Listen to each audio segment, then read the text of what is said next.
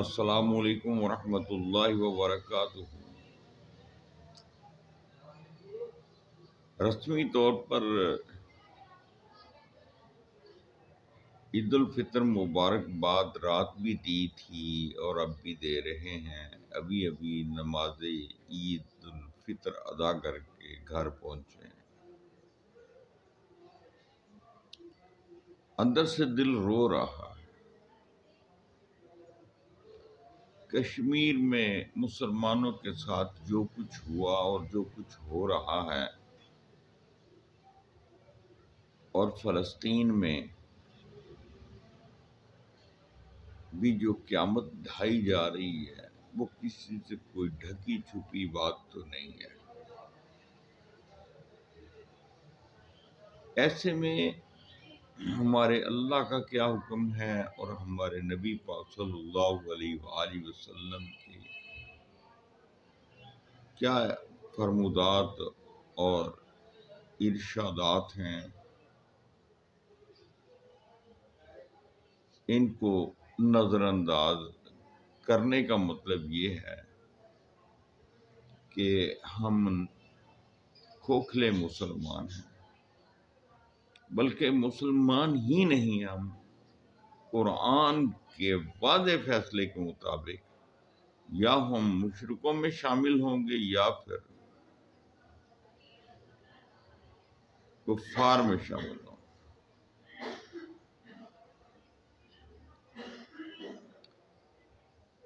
اللہ کے نبی صلی اللہ علیہ وآلہ وسلم فرما رہے ہیں کہ مسلمان جو ہے وہ ایک دوسرے کے لیے اس طرح ہے جیسے کہ اس کے جسم کا حصہ۔ دوسری جگہ یہ فرمایا جا رہا ہے کہ اگر کسی کے مسلمان کے ہاتھ سے، زبان سے، یہ کسی بھی اعضاء سے دوسرے مسلمان کو تکلیف نہیں ہونی چاہیے۔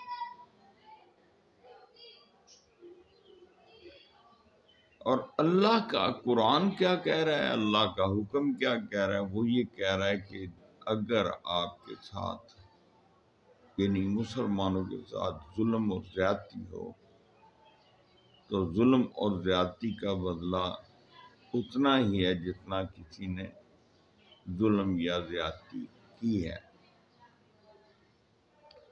اور اگر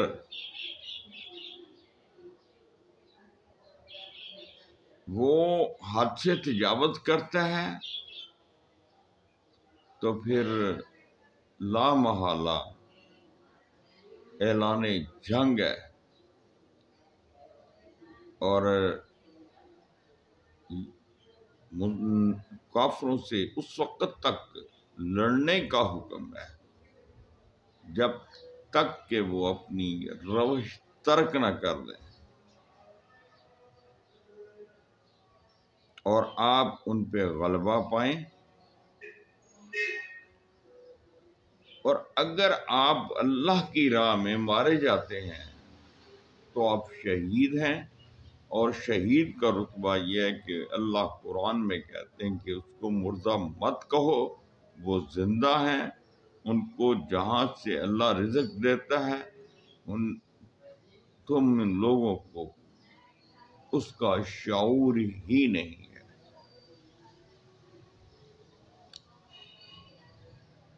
ایسے حالات میں جب کہ ہماری ماؤں بہنوں کی عزتیں لٹ رہی ہوں اور وہ قتل و غارت کا شکار ہو رہی ہوں، سمجھنا اسی پوری دنیا میں جتنے بھی مسلمان ہیں، خاص طور پہ وہ مسلمان جو حکمران ہیں یا سپہ سالار ہیں،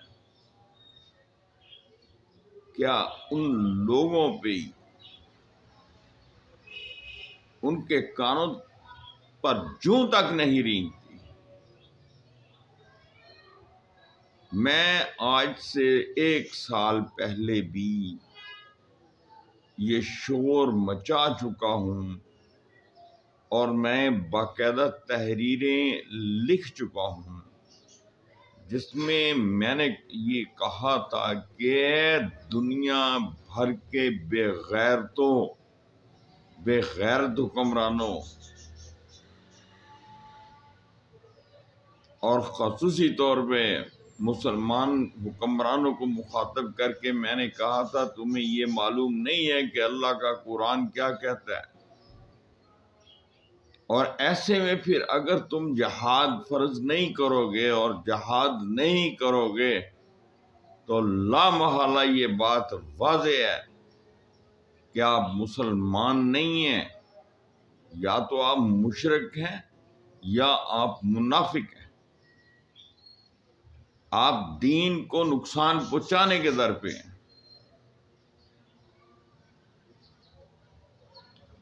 مٹھی بھر لوگ اللہ کی راہ میں جب نکلے تو جم غفیر اور بڑی بڑی بھاری لشکر جو ان کے مقابلے میں آئے، انہوں نے ان کو تتر بتر کر کے رکھ دیا اور فتح یاب ہو کر لوٹے۔ اللہ کی مدد، غیبی مدد ان کو ملتی رہی۔ آج ہمارے حکمران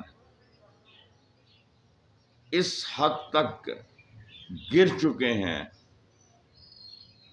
کہ جو یورپ کی طرف سے یا عیسائیوں کی طرف سے یا یہودیوں کی طرف سے جو فیصلہ بھی صادر کیا جاتا ہے یہ من و عن اس کو قبول کرتے ہیں، یہ اپنی قوم پر ظلم کرتے ہیں، یہ مسلمانوں پر ظلم کرتے ہیں، اور یہ مسلمانوں کو مختلف طریقے سے ان کا خاتمہ کر رہے ہیں۔ یہ ان کے اشارے پہ ناچتے ہیں۔ لعنت ہے ایسی حکمرانی پر اور ایسی سلطنت پر جو اللہ کے احکامات کی بجائے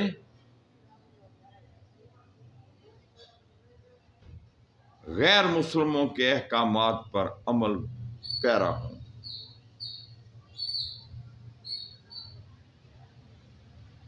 دل خون کے آنسو روتا ہے۔ ہمارے بس میں نہیں ہے۔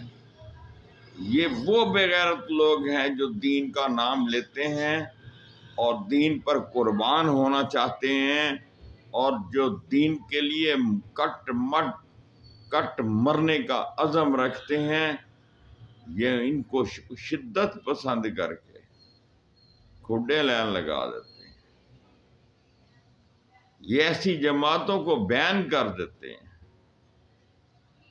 یہ اپنی جب تک ان کو مطلب ہوتا ہے، جب تک ان کے اپنے مقاصد ہوتے ہیں، ان کو استعمال کرتے ہیں، اور اس کے بعد اس کو ٹیشو کا پیپر سمجھ کر ایک طرف پھینک دیا جاتا ہے۔ میں ایسے تمام حکمرانوں پر اور ایسی سوچ رکھنے والی قوم پر اور ایسے نیگیٹو کردار کے حامل افراد پر لعنت بھیجتا ہوں، لعنت بھیجتا ہوں، لعنت بھیجتا ہوں۔ اللہ تبارک و تعالی ہمیں ان کے شر سے محفوظ و مامون فرمائے۔ اللہ تبارک و تعالی ہمیں کوئی ان لوگوں سے راہ نجات عطا فرمائے۔ لیکن اب دکھ کی بات ہے کہ ہماری قوم اس حد تک گناہوں کی دلدل میں گر چکی ہے کہ اب اس کا لوٹنا محال نظر آتا ہے، اور ان کی سزا سوائے دوزخ کی آگ کے اور کچھ بھی نہیں۔ اللہ ہمیں اپنی حفظ و امان پناہ میں رکھے، آمین۔ بہت بہت شکریہ۔ السلام علیکم ورحمۃ اللہ وبرکاتہ۔ ناچیز گناہگار homeopathic doctor Khalid Iqbal Shaheen. WhatsApp number 030363539555۔ ہماری کوئی عید نہیں ہے جب تک ہمارے بھائی، جب تک ہماری بہنیں، جب تک ہماری مائیں آزاد نہیں ہو جاتی، اور نہ ہی ہم ایسے حکمرانوں کو مسلمان سمجھتے ہیں۔ یہ میں اپنا نقطۂ نظر بیان کر رہا ہوں، غلط بھی ہو سکتا ہے اور درست بھی۔ اللہ ہماری حفاظت فرمائے، آمین ثم آمین۔ فی امان۔